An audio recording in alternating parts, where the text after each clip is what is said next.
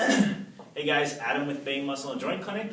We got Katie with us today for our post-Thanksgiving stretch Saturday. So all of us have been sitting, enjoying eating tons of turkey and talking with family. So we're going to give you a hip stretch, 2 hip stretches designed specifically for the hip flexors. So to kind of get us out of that seated position. First one standing, second one is kneeling triplanar hip stretch. So we'll kind of talk through these ones. First one standing, you can put your leg up on a box, chair, bench, anything. The leg that's bent is not the hip flexor that we're stretching. So Katie's stretching her left hip flexor, feet are flat on the box and the ground. Try to keep that left heel down, and then she's just going to lean forward. So keep that back leg straight, stretching the hip flexor, and you can make this kind of move with it, so you're lengthening that muscle throughout the whole throughout its whole range of motion. Don't make it really ballistic or bouncing, but just kind of like oscillate in, oscillate out. So good. That's the first one. Second one, she's going to use this mat on her knee.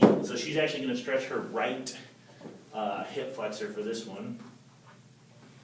So right knee down, left leg in front of her. She's going to kind of think that she had a tail and she's tucking her tail, so that engages or posteriorly pelvic tilts, stretching the front of the hip, and then she's just going to lean forward. And this is a triplanar, so we're going to hit all 3 planes of motion.